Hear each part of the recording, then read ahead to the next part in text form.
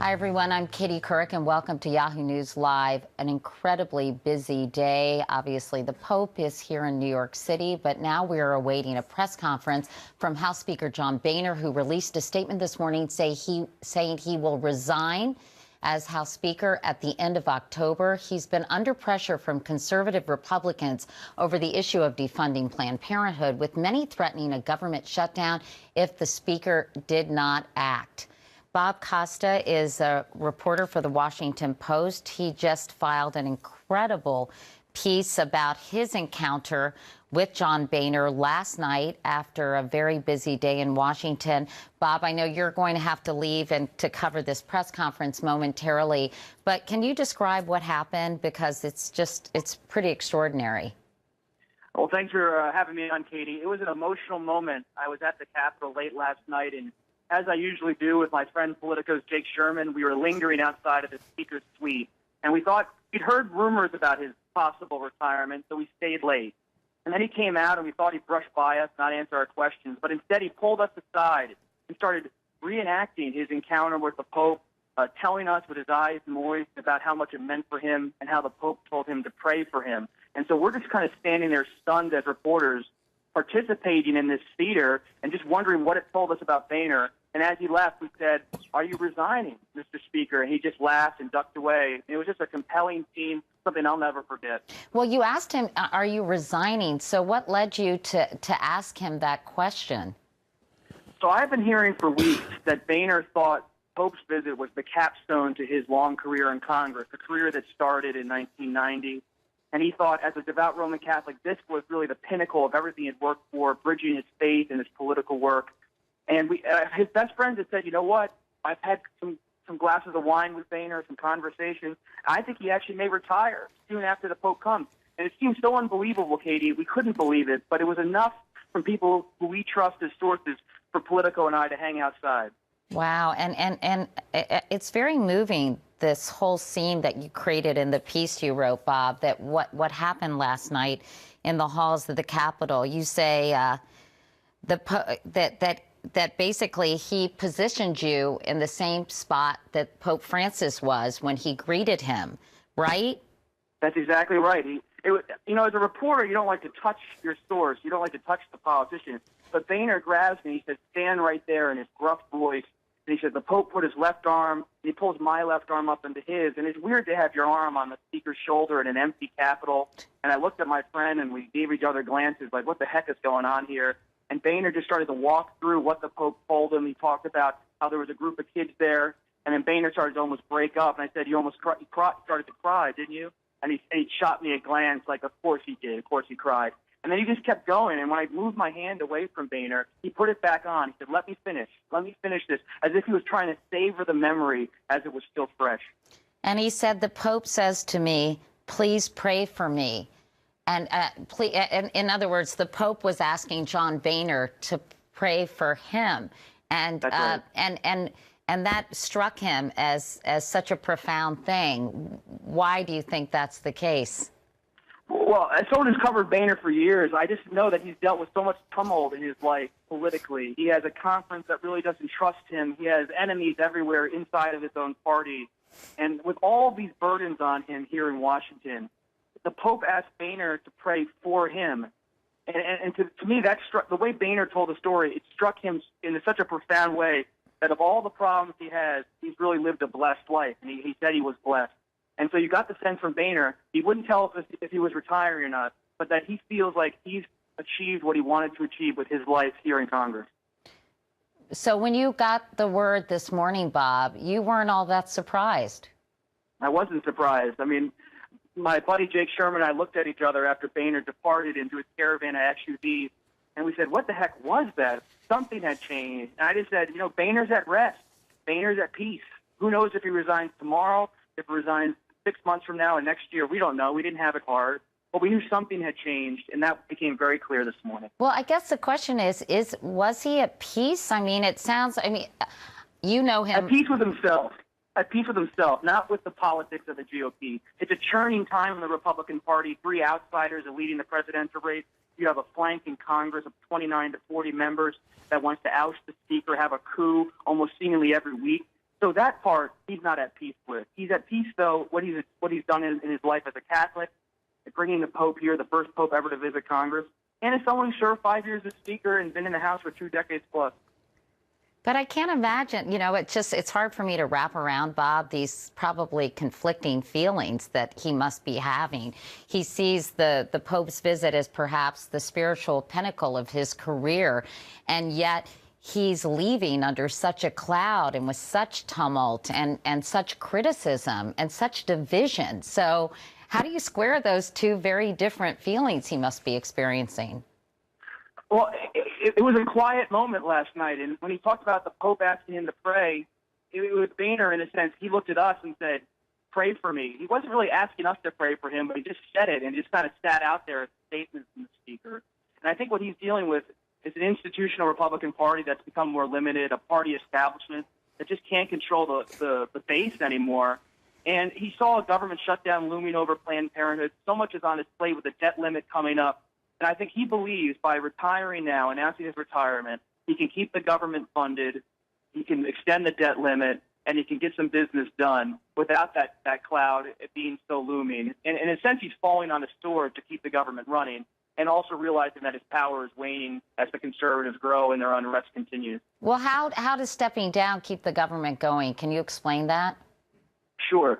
In brief, a lot of conservatives wanted to have a government shutdown, still do in a sense, about funding Planned Parenthood and tying Planned Parenthood funding to the government spending bill. And they say if any funding goes to Planned Parenthood, they simply won't want to fund the government, and they're willing to have a shutdown to stop Planned Parenthood. But how does John Boehner stepping down change that? It changes it because with Boehner, they wanted to have a fight with Boehner over Planned Parenthood. Now with Boehner off the table, inside the House GOP, the conversation is about leadership races now. It's not about a government shutdown. Planned Parenthood has been sidelined as everyone's scrambling for power. And so in a sense, Boehner's resignation is a distraction from the shutdown fight that was pending. God, it sounds like the Game of Thrones, huh? It is almost every day, Katie, believe me. And so what does this mean in turn? And then we're going to go to Olivier, but I just want to milk you for all I can because I know you're going to have to split and cover the news conference momentarily. And actually, Olivier, please chime in here in this conversation. But tell us what this means for the future. Kevin McCarthy, is he's seeing the majority leader as the favorite to succeed Boehner. So are there any other likely contenders? And someone said earlier, maybe it was Olivier, that Kevin McCarthy isn't that popular among the conservatives in the House either. He isn't, but he's more popular than Boehner. And I think he could end up as the consensus pick. McCarthy's done a lot. I was just outside of his office talking with his aides. He's done a lot to reach out to conservatives in the past year. He was the guy who recruited many of them to run in 2010. So he has deep ties to the right, even though his sensibility in politics are more moderate. And people know that. So a lot of the conservatives now are gunning for the lesser slots, majority leader, majority whip. There's going to be some intense races for those positions. And there will likely be a conservative rival who emerges to McCarthy for Speaker. But at this point, and it's fluid, McCarthy looks like the next Speaker of the House. I know that he still isn't there, so we're going to keep you around as long as we can. And Olivier, I'm just curious, what do you think of this whole encounter that Bob and Jake had last night on Capitol Hill with John Boehner? I wish you had been there too, Olivier. Yes, well, my days of roaming the Capitol hallways after hours are hopefully over.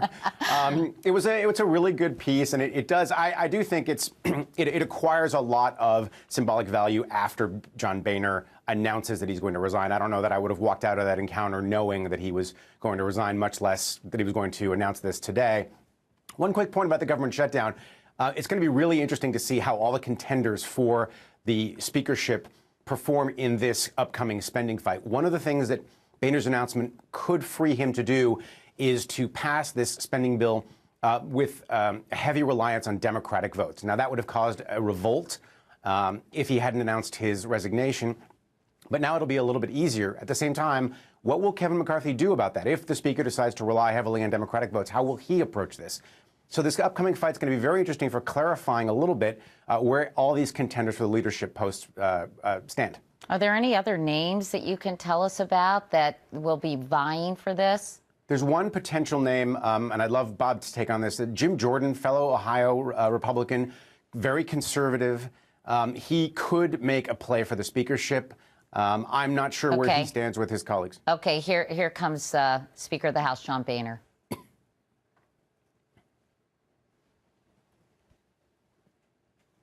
And over the last 5 years, our majority has advanced conservative reforms that will help our children and their children. We're now on track to cut government spending by $2.1 trillion over the next 10 years. We've made the first real entitlement reform in nearly 2 decades. And we've protected 99% of the American people from an increase in our taxes. And we've done all this with a Democrat in the White House. So I'm proud of what we've accomplished. But more than anything, my first job as Speaker is to protect the institution. A lot of you know that, that my plan was to step down at the end of last year. I decided in November of 2010 that when I was elected Speaker that serving 2 terms would have been plenty. And but in June of last year, when it became clear that the majority leader lost his election, I frankly didn't believe it was right for me to leave at the end of last year. So my goal was to leave at the end of this year. So I planned actually on my birthday, November 17th, to announce that I was leaving at the end of the year. But it's become clear to me that this prolonged leadership turmoil would do irreparable harm to the institution. So this morning I informed my colleagues that I would resign from the speakership and resign from Congress at the end of October. Now, as you've often heard me say, this isn't about me. It's about the people. It's about the institution. Just yesterday, we witnessed the awesome sight of Pope Francis addressing the greatest legislative body in the world. And I hope that we will all heed his call to live by the golden rule. But last night I started thinking about this, and this morning I woke up and I said my prayers, as I always do, and I decided, today's the day I'm going to do this. As simple as that. That's the code I've always lived by. If you do the right things for the right reasons, the right things will happen. And I know good things lie ahead for this House in this country, and I'm proud of what we've accomplished, especially proud of my team. I've been here my 25th year here, and I've succeeded in large part because I've put a staff together and a team together, many of which have been with me for a long time. And without a great staff, you can't be a great member, and you certainly can't be a great speaker. I want to thank my family for putting up with this all these years. My poor girls, who are now 37 and 35, their first campaign photo was in July of 1981. And so they've had to endure all this. It's one thing for me to have to endure it. I've got thick skin. But the girls and my wife, they've had to put up with a lot over the years. Let me express my gratitude to my constituents who've sent me here 13 times over the last 25 years. You can't get here without getting votes. And I said this often. People ask me, "What's the greatest thing about being Speaker, or about being an elected official?" And I said, "Well, it's the people you get to meet." I've met tens of thousands of people in my own congressional district that I would never have met, other than the fact that I decided to run for Congress. And over the years, as I traveled on behalf of my colleagues in the party, I've met tens of thousands of additional people all over the country. And you meet rich people, you meet poor people, you meet interesting people, probably a few boring ones along the way. But I can tell you that 99.9% of the people I meet on the road, anywhere, could not be nicer than they've been. It's been wonderful. It's been an honor to serve in this institution. And with that, all right, Junior, go ahead. Speaker Boehner, you were noticeably overcome with emotion yesterday. Really? Oh, what a surprise. I'm curious, if you reached this decision last night, if the grace of Pope Francis led you to this decision. No. Yesterday was a wonderful day. It really was. And was I emotional yesterday? I think I was. I was really emotional in a moment that really no one saw. As the Pope and I were getting ready to exit the building, we found ourselves alone. And the Pope grabbed my left arm and said some very kind words to me about my commitment to kids and education. And the Pope puts his arm around me and kind of pulls me to him and says, "Please pray for me." Well, who am I to pray for the Pope? But I did. If it wasn't the Pope, then what was it? Listen, it was never about the vote, all right? There was never any doubt about whether I could survive a vote. I don't want my members to have to go through this. I certainly don't want the institution to go through this. And so, especially when, I knew I was thinking about walking out the door anyway. So it's the right time to do it, and frankly, I am entirely comfortable doing it. Mr. Speaker, I've heard you say before that a leader who doesn't have anybody following him is just a guy taking a walk. That's right. I got plenty of people following me, but this turmoil that's been churning now for a couple of months is not good for the members, and it's not good for the institution. And if I wasn't planning on leaving here soon, I can tell you I would not have done this. If I may just continue, there are people who are on the right in your caucus and even outside of this institution who have been wanting you to step down for some time, who feel that they have a victory today. Do you feel that you were pushed out? No. The members, I'm glad I made this announcement at the conference with all of my Republican colleagues because it was a very good moment to help kind of rebuild the team. Listen, I feel good about what I've done. I know that every day, I've tried to do the right things for the right reasons and try to do the right thing for the country. Mr. Speaker, how can this not be a moment of turmoil? You said you thought about leaving 2 years ago after a candidate, but it was a time you said this would have pitched the House into turmoil. You have to keep the government open in a couple of days, debt ceiling.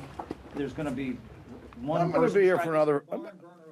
I'm going to be here for another 5 weeks, and I'm not going to leave. I'm not going to sit around here and do nothing for the next 30 days. There's a lot of work that needs to be done, and I plan on getting as much of it done as I can before I exit. And as a result, though, does that make it easier in some ways to make some tougher decisions, maybe relying on Democrats to keep the government open next week or something? No, I'm going to make the same decisions I would have made regardless of this. Mr. Speaker, you've made no secret of your frustration with some members of your far-right flank and some outside groups. You've used words like knuckleheads and some other words we probably can't use on television. Had you just had enough? And how will anything be different for the next speaker? No, let me tell you, I would not describe it as having had enough. And that's not it at all.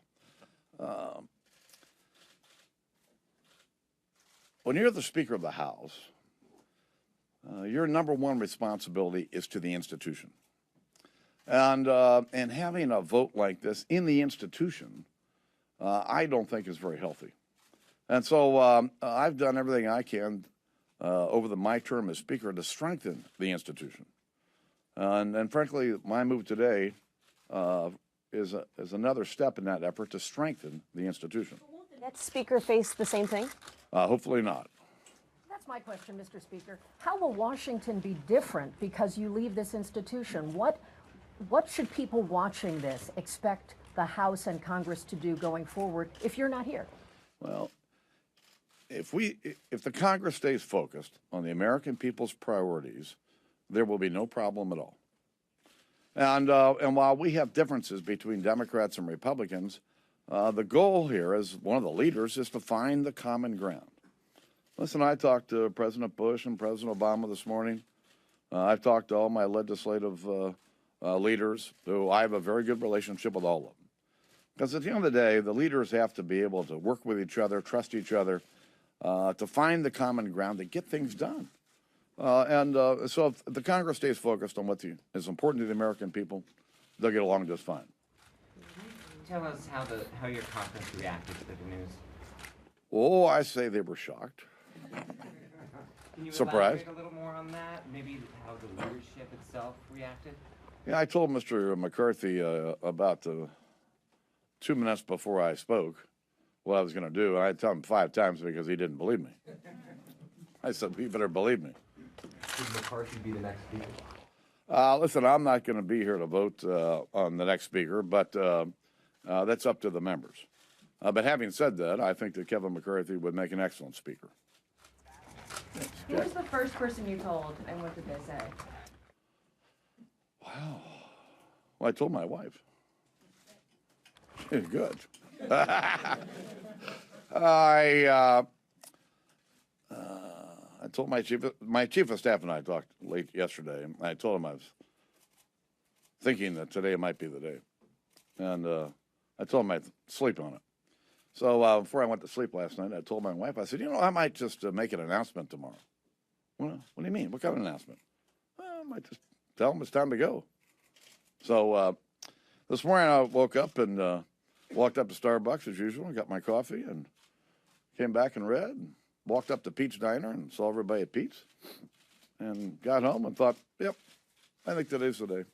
So my senior staff was having a meeting at 8:45 and kind of walked in before I opened the house and told them, this is the day. What's going to happen someday? Well, why not today? You know when the next election might be held? No. Paul. What advice will you give Kevin McCarthy based on your 5 years? What advice do you give him to avoid the same pitfalls that you've come across? Well, I'll tell Kevin, if he's the next speaker, that his number one responsibility is to protect the institution. Nobody else around here has an obligation like that. Secondly, I tell him the same thing I've just told you. If you just do the right thing every day for the right reasons, the right things will happen. You all know me. My colleagues know me. I'm always straight with them. They may not like the answer they get, but they'll get an honest answer every single time they come to my office.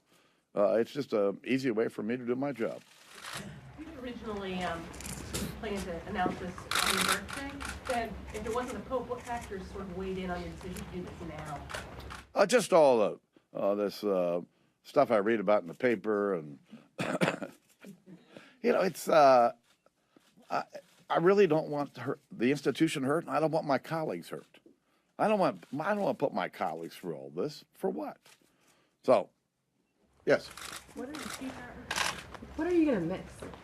Pardon me? What will you miss? What will I miss? Well, of course, all of you.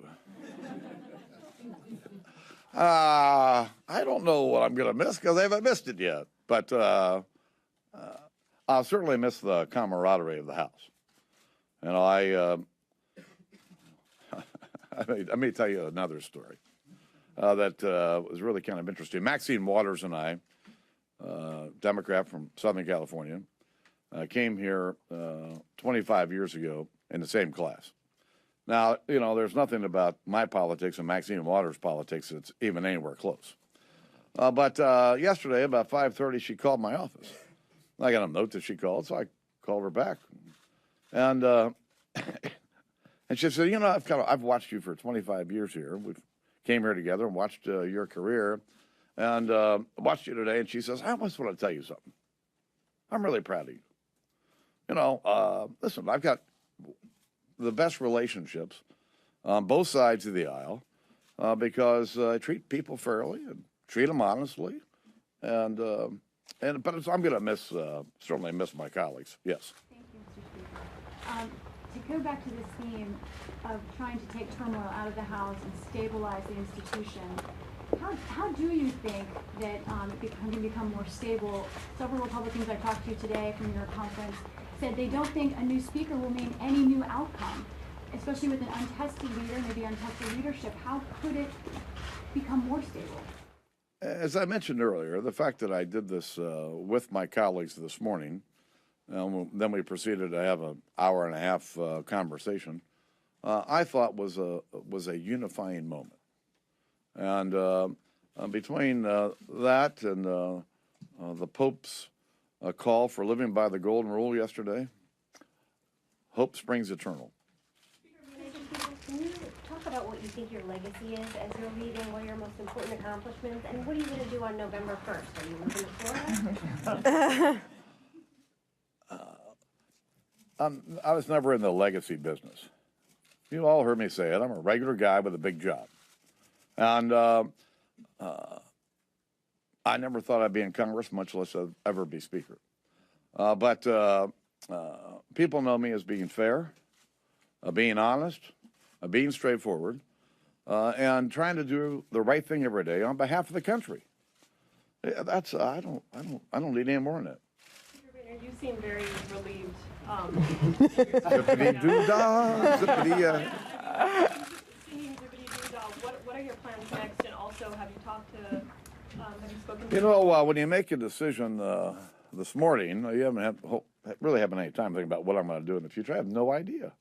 But I do know this. I'm doing this today for the right reasons. And you know what? The right things will happen as a result. Thanks. Oh, yeah. Speaker of the House John Boehner delivering a bombshell at a press conference in the middle of the Pope's visit here to the United States.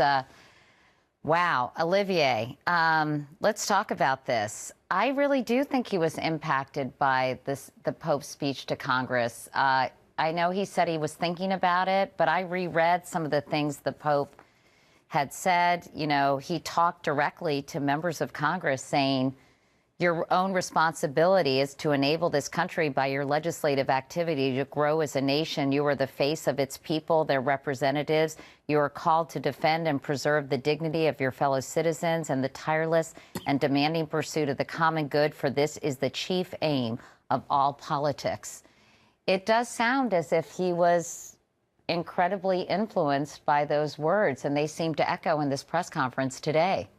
John Boehner has tried to get a pope to come to Congress, to address Congress for 20 years. He got that yesterday. It's the culmination of a spiritual goal of his. John Boehner's a lifelong Catholic. He was going to be affected by it anyway. I think that the Pope's visit, combined with the current political climate, probably helped John Boehner to make this decision.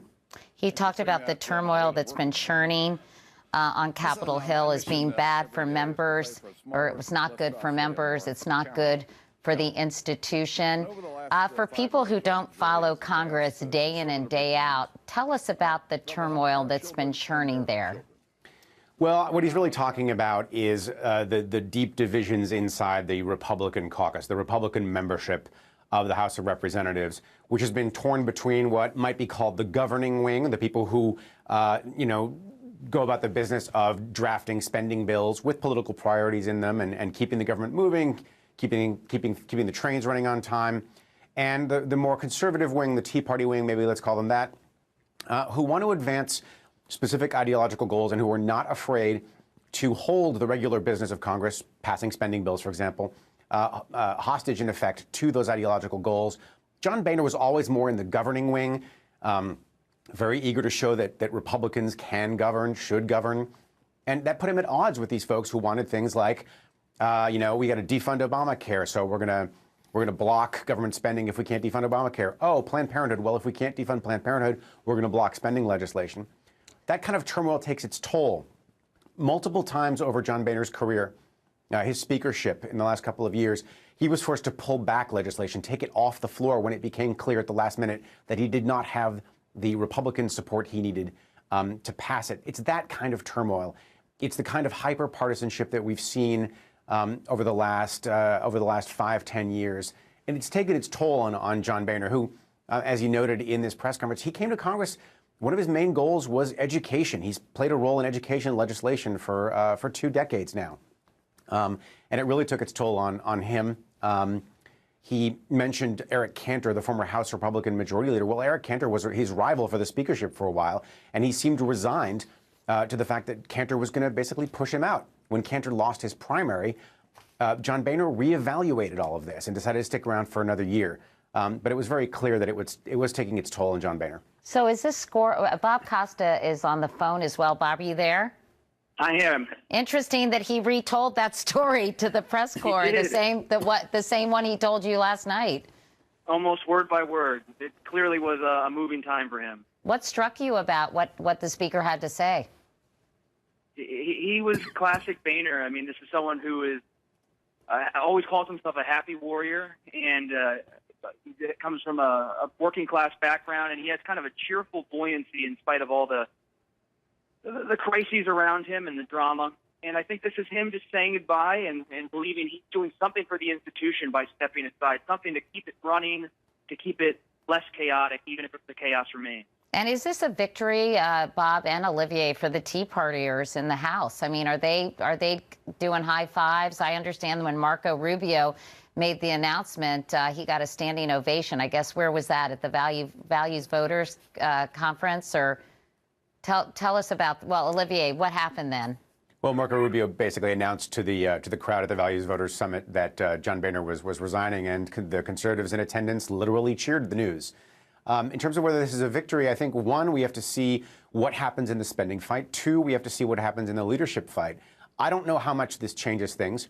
You know, one of the big problems with the House Tea Party folks is that the Senate Democrats have the votes to block most legislation. So I don't know how much this changes things, to be perfectly honest. Yeah, and don't they have to vote by October 1st? Isn't that the deadline? Yeah, that's right. The new fiscal year starts October 1st. They could try to approve short-term funding measures. Bob covers this much more closely than I do, but they could start voting short-term measures while they grope towards a compromise. But again, I don't know yet whether this is a victory for them. Well, let me ask you, Bob. Do you think it's a victory for the Tea Partiers? And does it really change? Because as Olivier just said, they didn't have the votes anyway, right? They didn't. I would call it a momentary victory. It's a victory in the sense that they've gotten their longtime foe, John Boehner, to step down. But they have not been able, in past leadership fights, to coalesce around a hardline candidate who could win the majority of the Republican conference. And so they're looking at a situation where McCarthy may be threatened from the right, but will likely be the next speaker.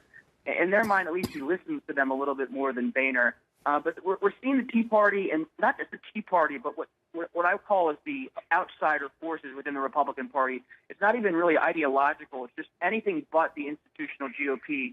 That is rising like a wave, and no one really knows how to stop it. They're just trying to contain it. Before we go, just a final question. I mean, does anybody find the timing of this really strange? I mean, I get it. He woke up, he said his prayers, he felt like this was the right time. But it seems almost bizarre to me that he would do this at this moment when the eyes of the world, in fact, are on Pope Francis. Bob? It's a great point. I mean, now every news station is covering Boehner, and as a Catholic, I think he didn't mean to distract from the Pope. But I really think politically, Boehner was at a breaking point. He was looking at a government shutdown. He thinks now he can kind of edge that away. Maybe he'll be successful at that, and he slips away into history. I think he just knew if he stayed even for a week longer, he'd probably have to be grappling with the shutdown, and it's just something he was ready to avoid. Olivier? Yeah, Katie, you know, our own John Ward was reporting last year when he was at an outlet that I will not name, that John Boehner was actually looking for the exits last year, and John Boehner has now confirmed that was his plan. Then it got shaken up by Eric Cantor's primary loss. So the timing, in some sense, you know, as Bob points out, he was facing a lot of fights, the kinds of fights he's told reporters before he doesn't like. He doesn't like dealing with what he's called the knuckleheads. He doesn't like going, he described it, going mano a mano with the President of the United States. Why not leave the day after this, you know, crowning personal spiritual achievement, getting the Pope to address a joint meeting of Congress? All right. Well, Olivier Knox and Bob Costa, I'm sure you guys have to both file stories on this. I'm not going to keep you any longer. Thank you, Bob. Thank you, Olivier. Talk to you later. And we're going to be back later as well this afternoon as the Pope visits Our Lady Queen of Angels School in Harlem. I talked to the kids. They're very, very excited, and they have a lot of things planned. And we'll be live streaming his Mass at Madison Square Garden as well this evening. Thanks for watching. I'm Katie Kirk in New York. Hope to see you later today.